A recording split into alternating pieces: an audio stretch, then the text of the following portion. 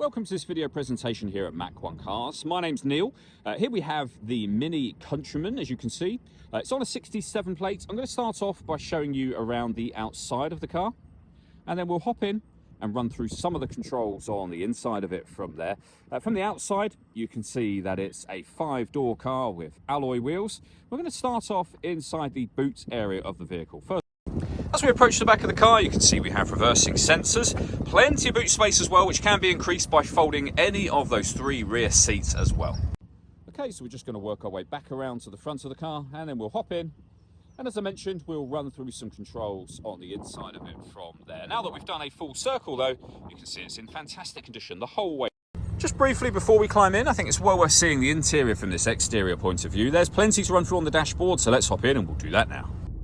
Okay, now that we're inside the car, we're going to start with the dials first of all. On the left-hand side, we have the rev counter, we have the speedometer in the center, and the fuel gauge over on the right-hand side. Within the speedometer, you can see the total miles of this car. That's 75,007. You can change information that's displayed above that for various different things, various bits of trip computer information, and as you can see, a digital readout for the speedometer.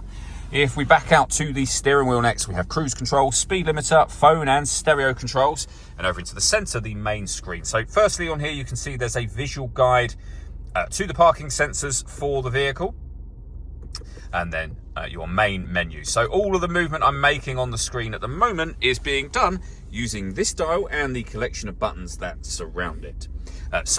For example, rotating the dial to radio, push the dial down. We're then in our radio menu where you can access your FM, AM and DAB radio on there. Multimedia is where you'll listen to your own music. And you can do so via USB, Bluetooth audio or auxiliary input. You pair up your phone under the phone heading. And then this car's also got satellite navigation. Really nice, clear color display, as you can see. Very easy system to use. Main volume for the stereo is on there as well. Below that, we have air conditioning. So you can adjust the temperature, fan speed, and the direction you'd like the air distributed in. Air conditioning is on at the minute, so that's off. Back on again. You can recirculate the air that's in the car. That's a great way of heating it up or cooling it down quickly depending on the temperature you've set just here. We've got a heated rear screen as well. You can turn off your traction control, start and stop the engine, and this turns off the stop and start, which is something different altogether. This car is designed to cut out when it's stationary in traffic, which in turn will save you fuel.